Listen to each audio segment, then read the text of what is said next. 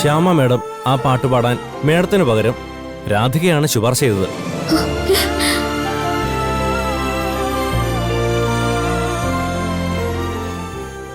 ഞാനോ? ശ്യാമ മേഡം അത്ര കോൺഫിഡൻസോട് പറഞ്ഞതുകൊണ്ട് ഞങ്ങൾക്കിനി സംശയമൊന്നുമില്ല. കുറച്ച് കഴിഞ്ഞ് നമുക്ക് സ്റ്റുഡിയോയിലേക്കൊന്ന് പോവാം. അയ്യോ, അത് അവർക്ക് എന്തെങ്കിലും അബദ്ധം പറ്റിയതായിരിക്കും സർ. അല്ലാതെ സ്റ്റുഡിയോയിലൊക്കെ പോയി പാടുക എന്നൊക്കെ പറഞ്ഞ ശ്യാമ മേഡത്തിനേക്കാൾ വിലയിരുത്താൻ അറിയില്ലല്ലോ പ്രിയങ്കയ്ക്ക്. സർ, ശ്യാമമ്മയുടെ എന്റെ പേര് പറഞ്ഞതിൽ എനിക്ക് ഒരുപാട് സന്തോഷമുണ്ട്. പക്ഷെ ഞാൻ ഇവിടുന്ന് ഇതിലും വലിയ ഭാഗ്യം എന്താ കുട്ടി വരാനുള്ളത്? ഇനി വേറെന്താ ആലോചിക്കാനുള്ളത്? കലാലോകത്തെ ഒരു പ്രത്യേകത അതാണ് രാധിക. നമുക്ക് മുമ്പിലൂടെ ബസ്സുകൾ പൊയ്ക്കൊണ്ടിരിക്കും. അതിലൊന്നാണ് നമ്മുടെ ബസ്. അത് കൃത്യസമയത്ത് നമ്മുടെ മുമ്പിൽ വന്ന് ചവിട്ടി നിർത്തും. അത് മിസ് ചെയ്യരുത്. ഞാനിപ്പോ വരാം സർ. എന്റെ മാഡം ഉണ്ട്, ഞാനൊന്ന് പറഞ്ഞോട്ടെ.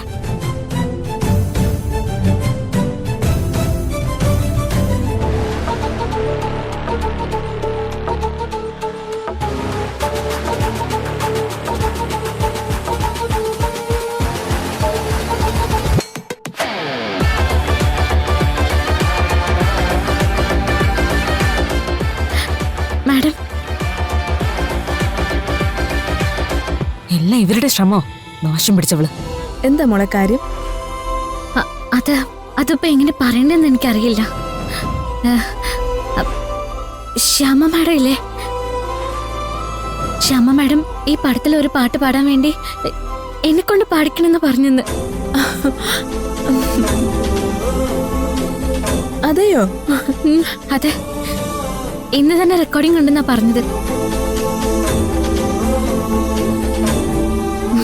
മോള് പ്രാർത്ഥിക്കുന്ന ദൈവങ്ങളുടെ അനുഗ്രഹം ഇത്. അതെ, ഇന്ന് ഞാൻ പ്രാർത്ഥിക്കുന്ന ദൈവോ ശ്യാമ മാഡം. അവിടുത്തെ അനുഗ്രഹം തന്നെയാ. എല്ലാം നന്നായി തന്നെ നടക്കും മോളെ. ഞങ്ങൾ എന്നാ തിരിച്ചു പൊക്കോട്ടെ? ഒരു നിമിഷം. എന്താ?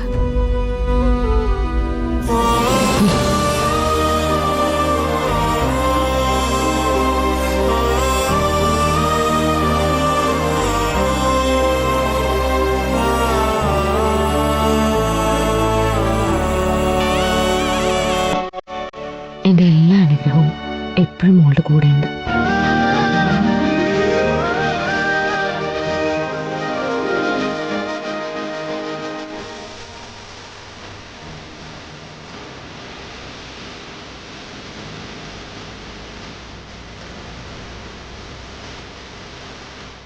ധൈര്യമായിട്ട് ചെല്ലു മോളെ, ഇത് നിന്റെ ഭാവിയാ. ഞാനും ദൈവത്തിനോട് പ്രാർത്ഥിക്കാം എന്റെ മോളെ ഏറ്റവും ഉയരങ്ങളിൽ എത്തിക്കണേന്ന്.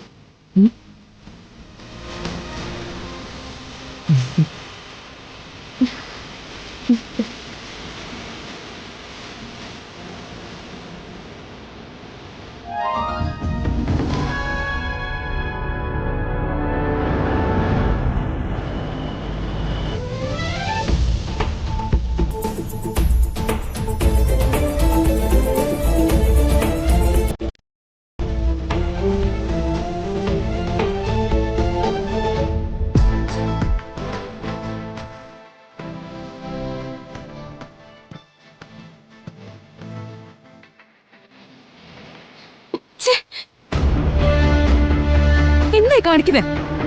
പ്രിയങ്ക, എന്തായി കാണിക്കുന്നേ? സർ, കൈ അവിടെ ജസ്റ്റ് വെച്ചാൽ മതി എന്നല്ലേ പറഞ്ഞേ? ഇയാള് ചുമ്മാ. സാർ, ഞാൻ കൈയൊന്ന് ജസ്റ്റ് വെച്ചതേ ഉള്ളൂ സാർ. ഇയാൾ ചുമ്മാ പറയാ. ഞാൻ ചുമ്മാ പറയേണ്ട കാര്യം എന്താ? ഓക്കെ തർക്കം വേണ്ട. ജിത്തേ, ജസ്റ്റ് ഒരു ടച്ച് മാത്രം മതി. Okay sir. Start camera, action.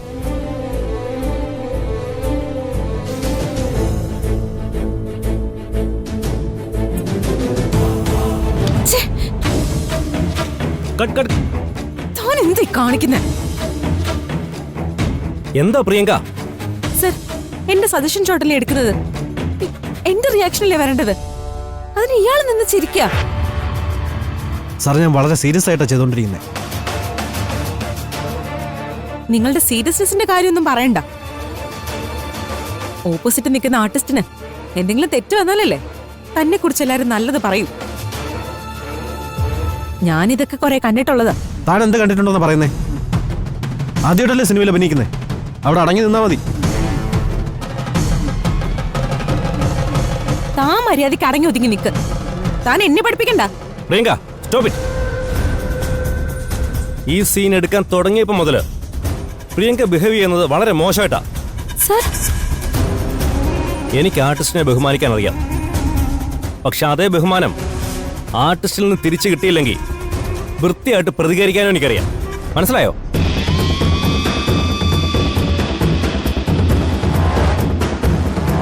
ഇനി ഇത് ആവർത്തിച്ച തന്നെ വെച്ച് മുന്നോട്ട് പോകണമെന്ന് എനിക്ക് ആലോചിക്കേണ്ടി വരും.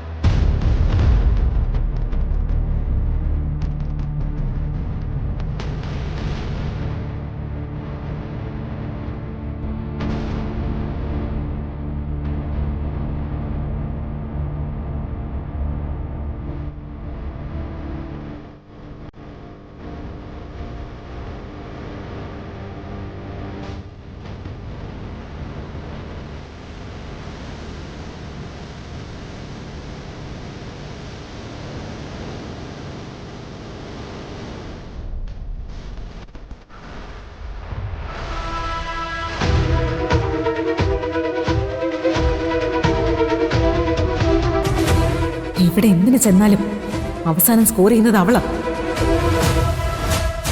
അവസാനിപ്പിക്കാന്ന് കരുതി കൊണ്ടുവന്നിട്ട് അവളിപ്പം എന്നിലും വലിയ ആളാവുക.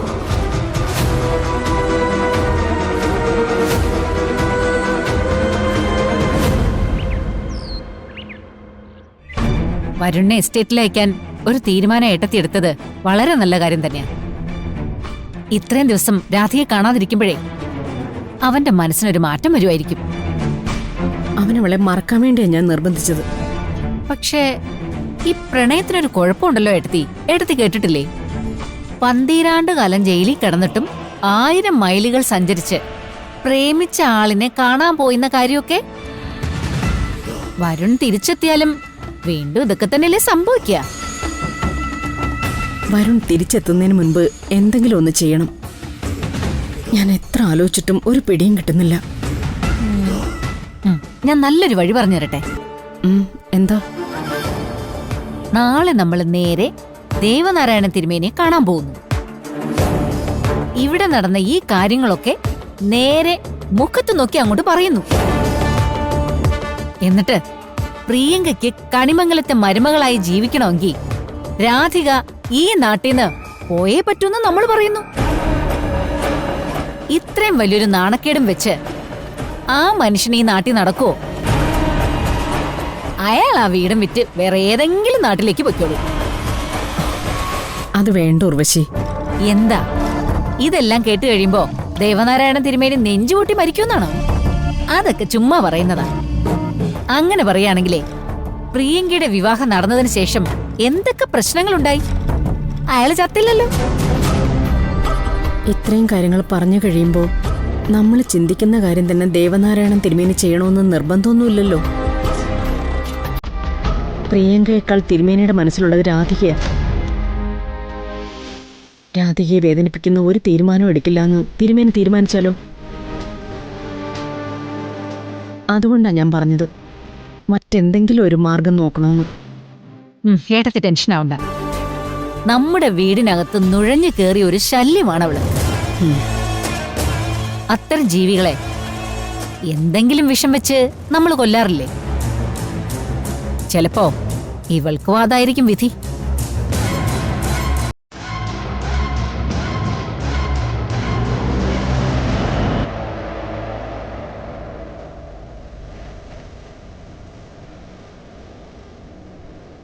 കഴിഞ്ഞു മാഡം. ആ,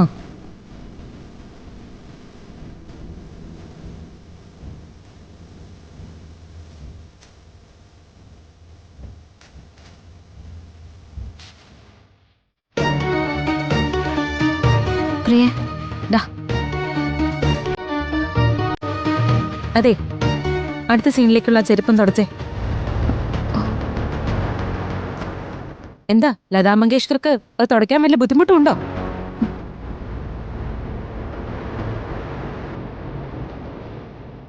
ഈ പടത്തിൽ ഒരു 3-4 വരി പാട്ട് പാടിയെന്നും പറഞ്ഞിട്ട് നിന്നേക്കാൾ മികച്ചവളാണെന്നുള്ള തോന്നലൊന്നും വേണ്ട കേട്ടോ. പാട്ട് പാടിയാൽ തന്നെ ഈ പടത്തിൽ അത് ഉപയോഗിക്കണമെന്ന് നിർബന്ധമൊന്നുമില്ല. വലിച്ചെറിഞ്ഞു കളഞ്ഞ അതോടുകൂടി തീരും.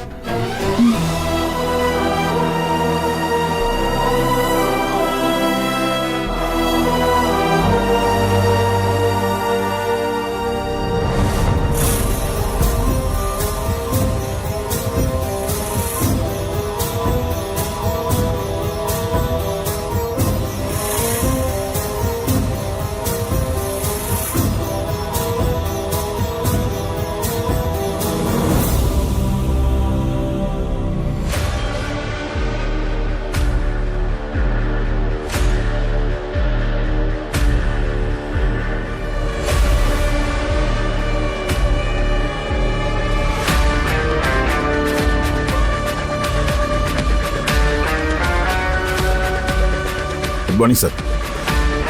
Good morning Balaji. ബാലാജി ഇത് വെച്ചോ.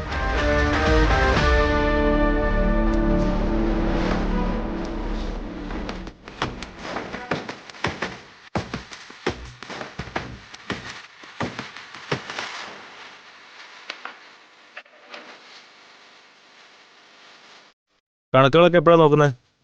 ഇന്ന് രാത്രി ഇരിക്കാം സർ. ശരി എന്നാൽ. Okay sir.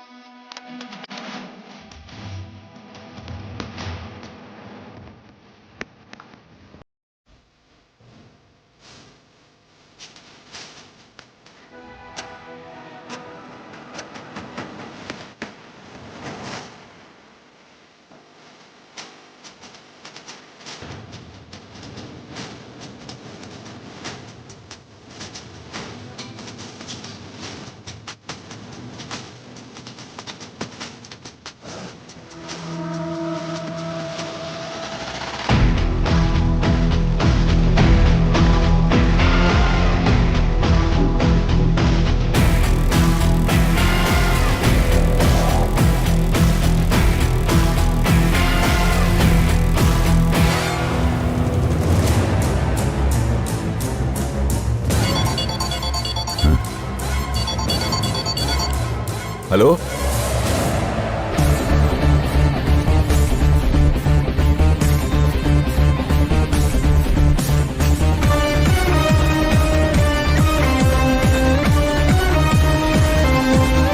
നീ പാടണോ വേണ്ടയോന്ന് ഞാനല്ലേ തീരുമാനിക്കുന്നത്.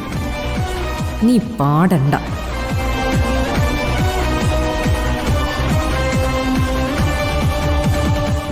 ആ മതി മതി. ഇനി അടുത്ത സീനിൽ ഇടാനുള്ള എന്റെ കോസ്റ്റ്യൂം എടുത്തോണ്ട് വാ.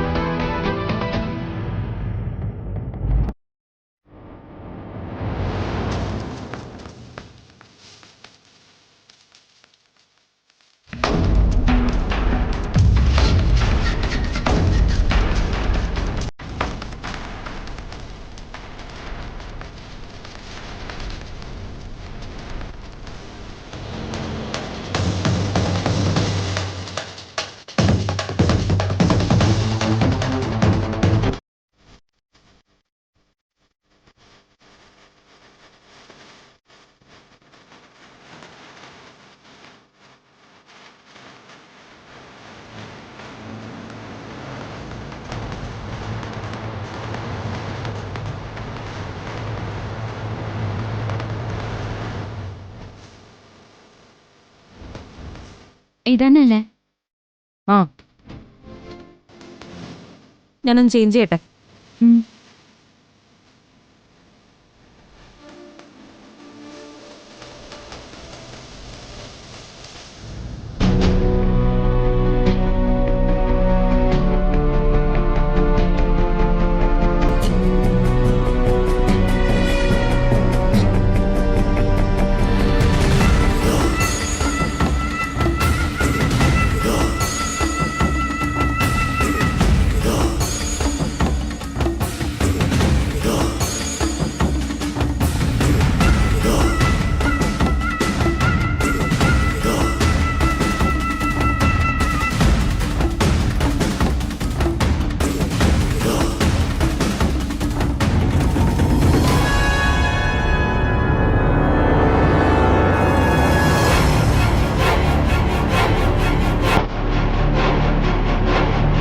അതെ ചെന്തുറ്റി ഞാൻ പണം ഇവിടെ ബാഗിൽ വെച്ചിരുന്നു, അതിപ്പോ കാണുന്നില്ല.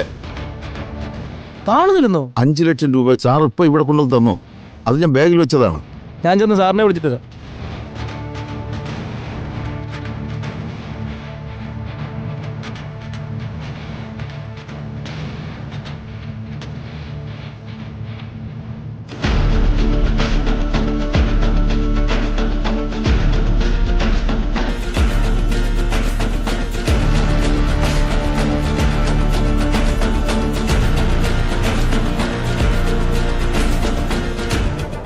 എടോ എന്ത് പറ്റിയടോ?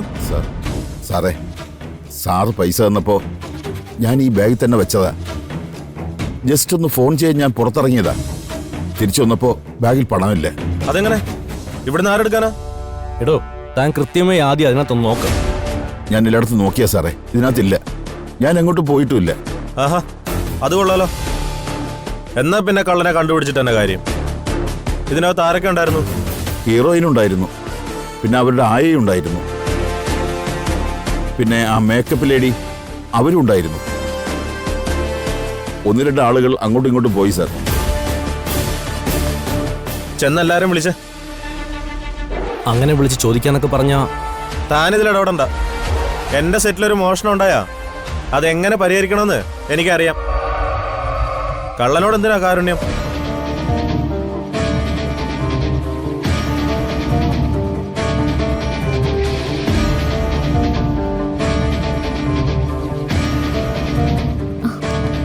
പ്രിയ, പ്രിയേ, എന്താ വന്ന്. എന്താ? പ്രൊഡ്യൂസർ വിളിക്കുന്നു. ആ, വാ.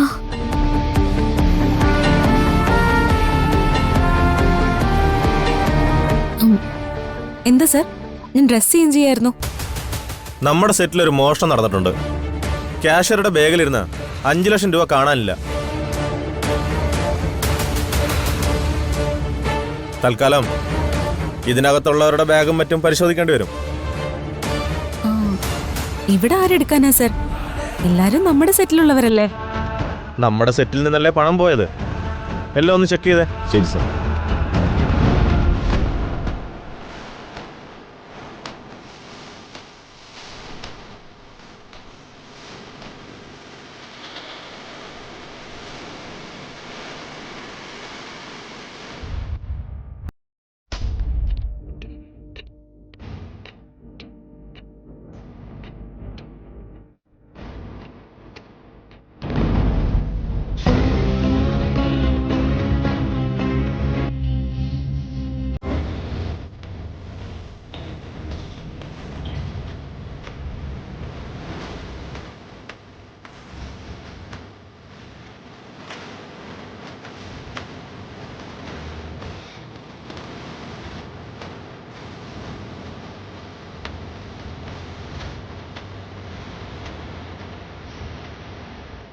ഇതാരുടെ ബാഗാ?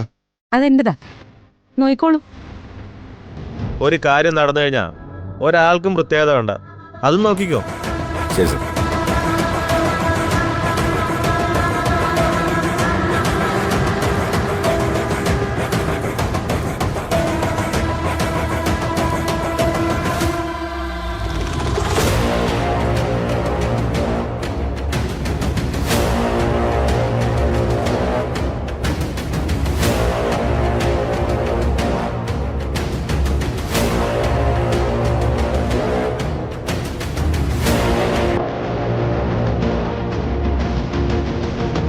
ഇതാരുടേതാ?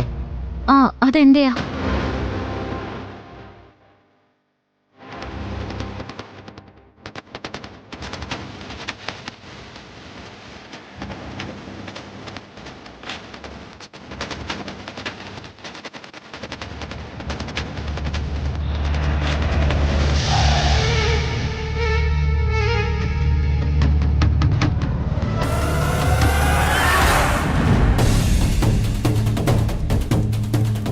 സാർ, പണം ഇതിലുണ്ട് സാർ.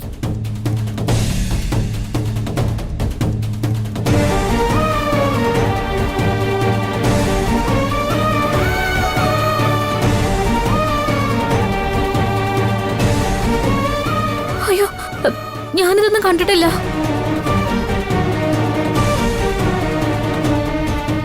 പിന്നെങ്ങനെ ഇപ്പാണ് എന്റെ ബാഗിൽ വന്നത്?